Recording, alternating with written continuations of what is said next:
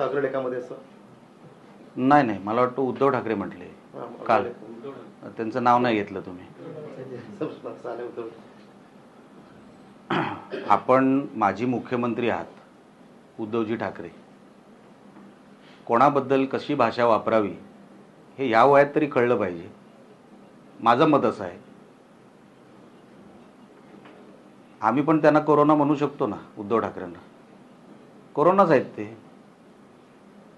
मुंबईला लागलेला कोरोनाच आहे उद्धव ठाकरे. मुंबईची वाट लावली, आता अदानीच्या नावाने बोंब मारताय. अरे तुम्ही मुंबई किती बिल्डरांच्या घशात घातली त्याची यादी मोठी आहे. तुम्ही काय अदानी घेऊन बसलाय. जे उद्धव ठाकरेंना वगैरे परदेशात नेतात ना ते सगळे गुजराती मारवाडी आहेत. उद्धव ठाकरे कधी परदेशात जाऊन स्वतःचं बिल भरत नाही. तुम्हाला माहितीसाठी सांगतो. त्यांची लंडनचे दौरे काढा, त्यांची बिलं कोण भरतं ते बघा. ठक्कर वगैरे अशी सगळी गुजराती लोक आहेत, मेहता वगैरे. तुम्ही कोणाबद्दल बोलताय, काय बोलताय. आणि आम्ही बोललेलं चालेल उद्धव ठाकरे कोरोना आहे म्हणून.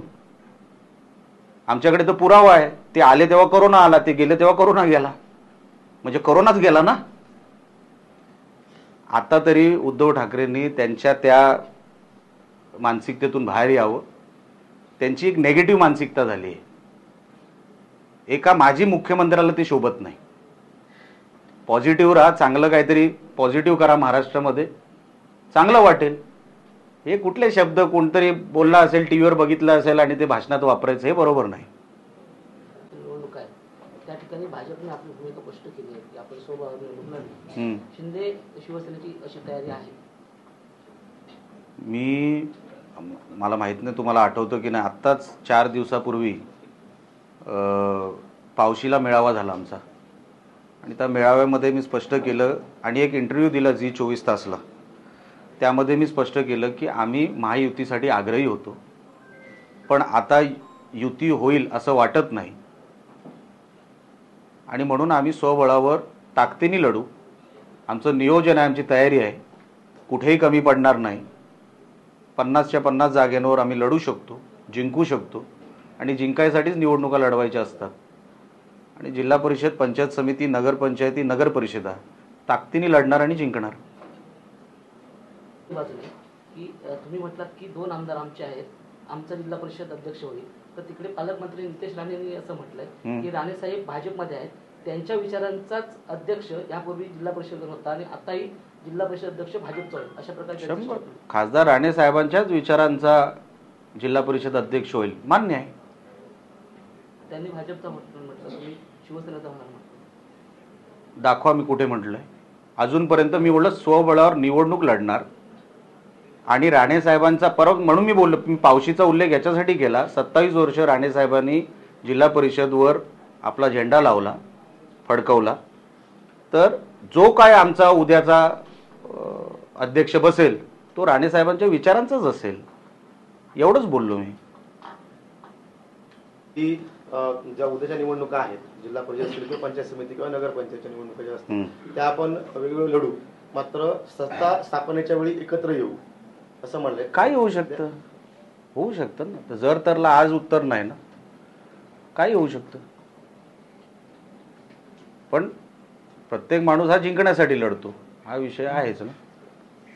आम्हाला 30 मिळालं तर.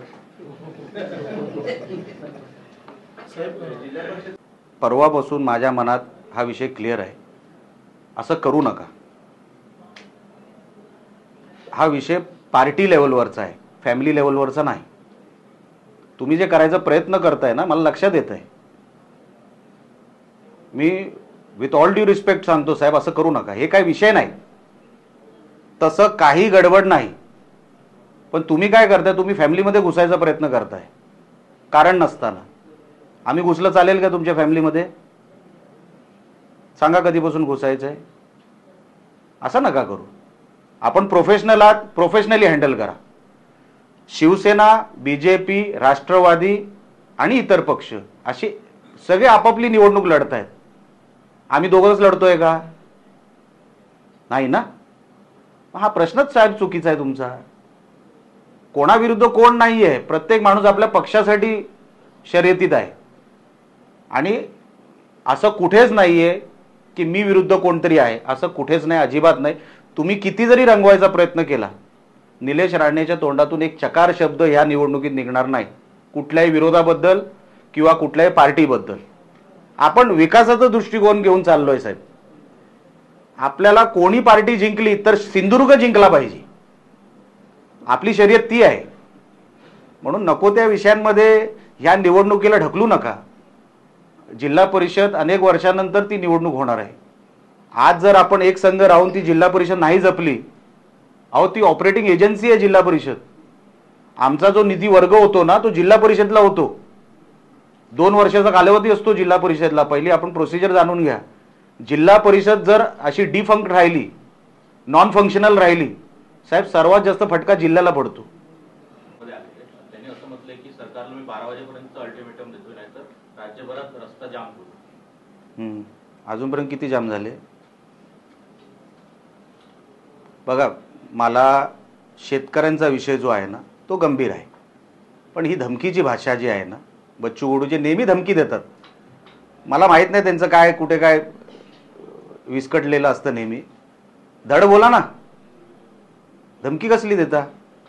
नेहमी धमकी. कधी चर्चा करा, कधी या बसा. तुम्ही शेतकऱ्यांच्या प्रश्नासाठी लढताय, चला ती एक चांगली गोष्ट आहे. पण हे सगळे रस्ते बंद करून शेतकऱ्यांचे प्रश्न सुटणार आहेत का? की सरकारबरोबर बसलं पाहिजे? शो करायचा असेल मग ठीक आहे. आता ते शेतकऱ्यांना लक्षात आलं पाहिजे की शो कोण करतंय आणि कोणाला काय मिळणार आहे या शोबाजीतून. हे शेतकऱ्यांना लक्षात येत आहे, म्हणून त्यांना प्रतिसाद मिळणार नाही. बघा तुम्ही 12 वाजू दे, आजचे वाजू दे, उद्याचे वाजू दे, कुठली गल्ली पण बंद होणार नाही. यालाच अनुसरून साहेब त्यांनी असं देखील म्हटलं कडूंनी की आमदारांना कापा, आणि रविकांत तुपकर म्हणतात की मंत्र्यांना कापा. या आंदोलनाच्या कापा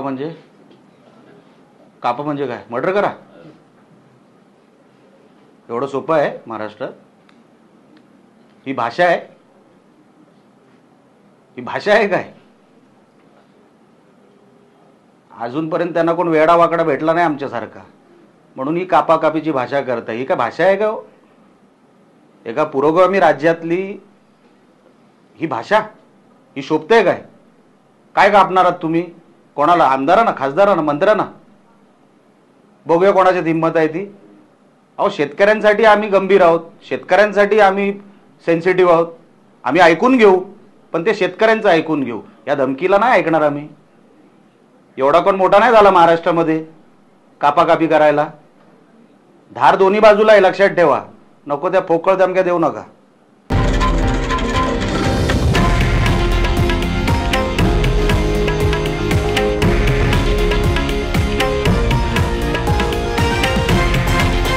हे आहे देशातील नंबर 1 न्यूज नेटवर्क आणि आपण पाहत आहात TV9 मराठी, एकमेव.